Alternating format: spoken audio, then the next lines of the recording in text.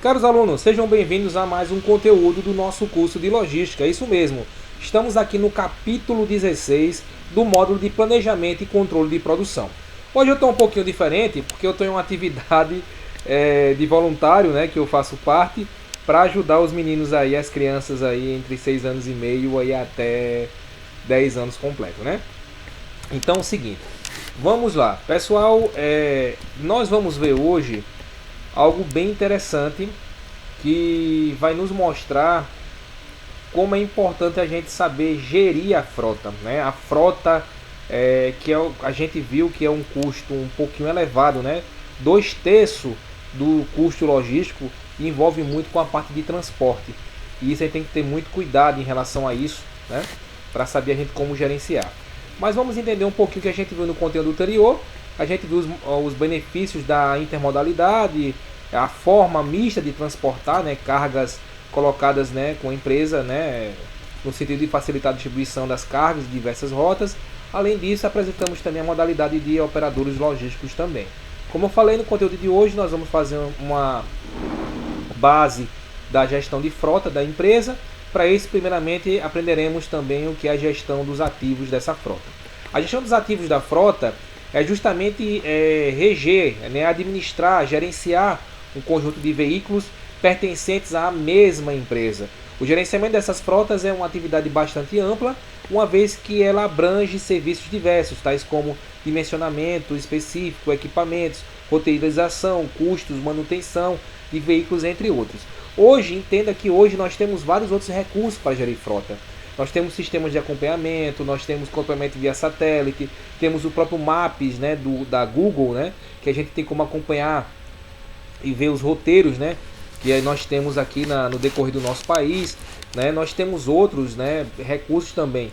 Claro que eu estou falando em recursos gratuitos, mas também tem outros recursos também pagos, né, que as empresas, na dimensão que nós temos aí no nosso trabalho, que nós pagamos aí para gerenciar, principalmente acompanhamento via satélite, cargas seguras, sistema de segurança, sistema de pânico, de emergência, né, carro blindado, sistema de travamento de motor. São vários sistemas aí que nós temos aí para controlar. Fora que também hoje mudou um pouquinho, nós temos que seguir muita coisa da legislação. Por exemplo, o motorista tem que fazer aqueles exames, né, toxicológicos, né, que foi diferenciado, mudado nesses últimos anos, como uma garantia também que os nossos caminhoneiros, que trafegam nessas rotas que nós temos aqui no país, que não estão fazendo coisas erradas, principalmente questão de arrebite, que eles tomam muito para poder passar 2, 3 dias sem dormir, para poder chegar mais rápido ao destino e pegar mais cargas e por aí vai. Então assim, são vários custos que nós temos que olhar. Claro que eu estou falando aqui são outras situações.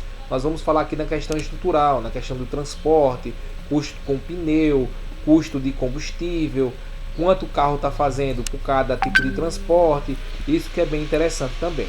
Várias são as atividades que estão vinculadas às atividades de gerenciamento de frota, tais como avaliação do desempenho do veículo, contratar veículos ou não, terceirizar ou não, dimensionamento da frota ao longo do curso, né?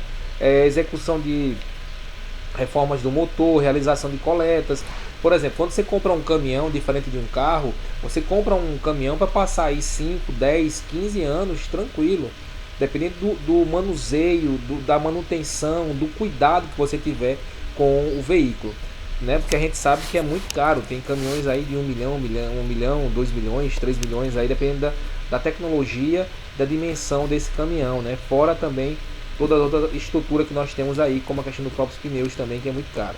A realização também de carregamentos, controle sobre a aplicação, estabelecimento de padrões de serviço prestados, né, pela frota, e solução também de sinistros também são bem importantes. Como eu falei lá no início, esse cuidado que nós temos que ter com a questão do transporte, da segurança, né? A gente sabe que o modal rodoviário é um dos mais prejudicados em relação aos outros modais pela questão dos riscos, né, que nós temos aí nesse tipo de transporte. A manutenção pode também fazer a manutenção de frota realizando os orçamentos de custo de mão de obra por veículo. A empresa deverá determinar a execução dos serviços de manutenção a partir de alguma ordem de serviço, e esses documentos, além de guiar o serviço, é preciso também realizar também com fontes de informação. Essa é importante para diminuir esses custos. Por quê? Porque nós temos que saber quanto é que está fazendo o carro, se está com questão de alinhamento, se está com peso excessivo, questão do tipo de carga que está sendo carregado, né? Tudo tem que se analisar, se o carro está sendo passa das marchas no momento correto, que tudo vai fazer com que os custos aumentem ou diminuam de acordo com esse acompanhamento. Cinco elementos são essenciais para esse tipo de serviço, né? Os serviços a serem executados, né, tem que ser pensado nos orçamentos quando a gente vai fazer a manutenção. No caso, a manutenção do veículo, quando vai ser feito, temos que pensar nesses elementos, ok? O serviço a ser executado, porque muitas vezes você, não vou fazer na revendedora porque é mais caro, na fábrica é mais caro, não sei o que lá é mais caro. Você tem que analisar, pode ser que se torne mais barato ou não, ou mais viável ou não, dependendo do que você vai fazer. Oficinas ou de terceiros, tem que olhar, como eu acabei de falar.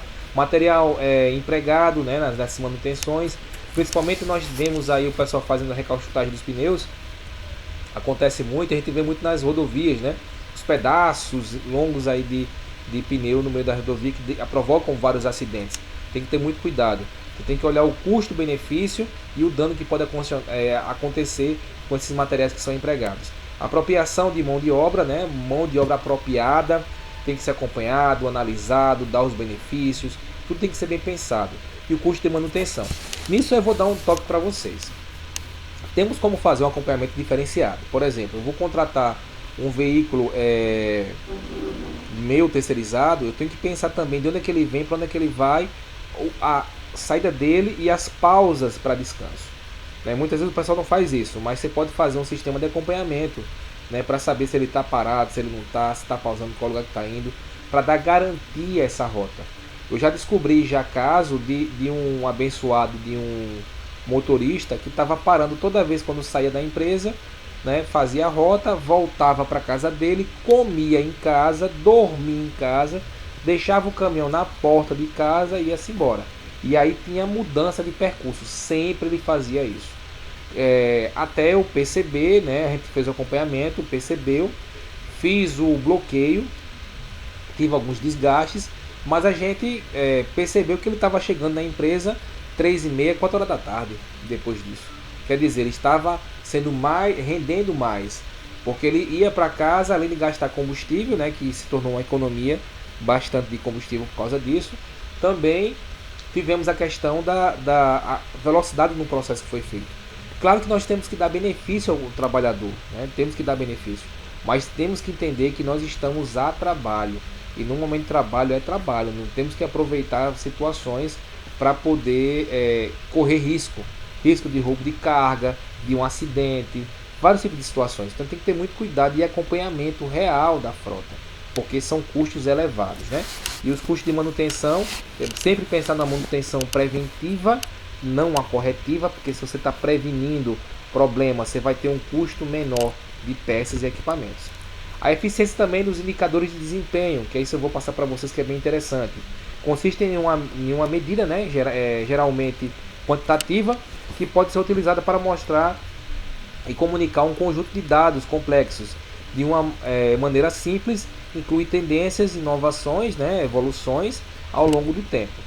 Conforme Silva, né, ele fala que o mapeamento dessas modelagens de indicadores estão organizados e classificados através de grupos que possuem seus indicadores específicos. Cada indicador tem um conceito, um método, um cálculo, uma fonte a ser colocada. Por exemplo, o indicador de consumo, nós temos a questão do quilometragem percorrida no primeira vida útil do pneu, a quilometragem percorrida na recambagem do pneu e na segunda recambagem do pneu, para a gente saber a média de vida desse pneu novo, recambagem, segunda recambagem, e a gente tem essa média. Como é que a gente vai fazer isso? Eu vou pegar a quilometragem do pneu mais a primeira vida útil, comprei 0, rodou quanto? Rodou, parou, fez a recambagem do pneu, colocou o pneu, contabilizo de novo, 0, contabilizo, rodou quanto? Contabilizo. Segunda recambagem, tem empresa que faz, tem empresa que não faz, né?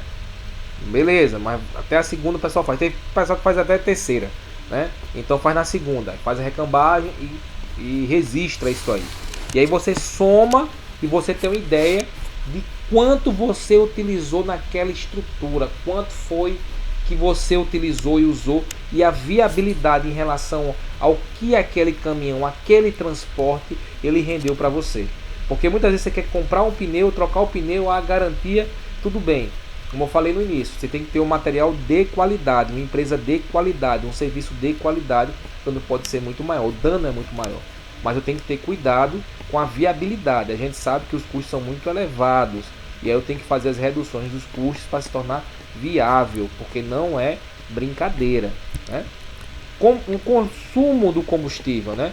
No caso, o que é que a gente faz antes? Quando a gente pega um carro nosso, a gente pega o que o carro teve de km e divide pelo combustível. Você vai ver quanto o carro está fazendo de combustível. Nesse caso, eu vou pegar o volume total do combustível consumido e dividir pela quilometragem, e vou saber quanto o carro, o caminhão, no caso, a carreta, a Scania, o veículo, ele está fazendo em relação à divisão do combustível pelo km. Ele está fazendo em cada km X tanto, né? A gente vai ver depois um pouquinho mais na frente isso aí. Aí vamos lá, indicadores operacionais, né? Ele quebra muito, o carro quebra muito, ele tem muito problema. Muitas vezes o pessoal não quer fazer os registros, mas como eu falei no início, eu tenho que ter as informações precisas.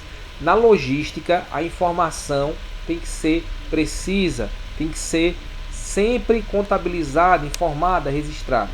Veículos quebrados em rotas de entrega. Veículos quebrados em rotas de entrega, bem específico. Quantidade de quebras dividido pelo número de veículos de frota. Eu tenho 100 veículos, quebrou uma vez. Tá maravilhoso.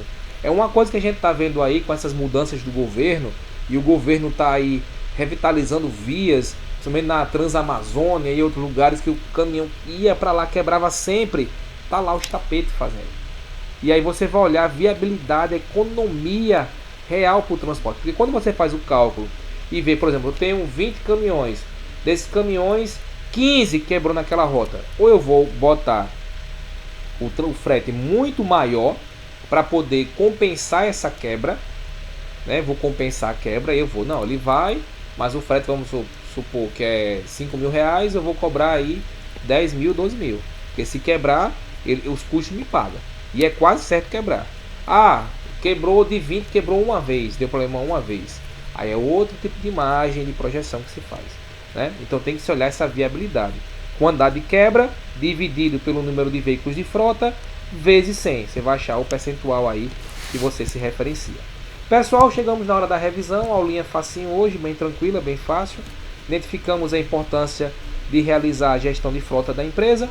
Conceituamos também o que é gestão de frota e descrevemos, né, quais as atividades são relacionadas a ela. No próximo conteúdo, nós vamos entender um pouquinho do cálculo que é feito, né, pela formação do preço do frete. De acordo com a Associação Nacional de Transportes de Carga, temos uma base, temos um cálculo, e vamos passar aí e vamos olhar, entender, questionar ou não, se isso é correto ou não. Claro que isso aí a associação passa, mas muitas empresas vão fazer outras bases, outras informações aí em relação a esse cálculo do frete, né? Que envolve várias situações, como questão mesmo da quebra do carro nessas rotas, né, tão complicadas que nós encontramos aqui no país. A atividade de hoje, cite 3 atividades que estão vinculadas a atividades de gerenciamento de frota. A gente viu, lembra aí, só registrar. Para a ordem de serviço seja realmente boa, temos que ter 5 elementos essenciais. Quais são esses elementos?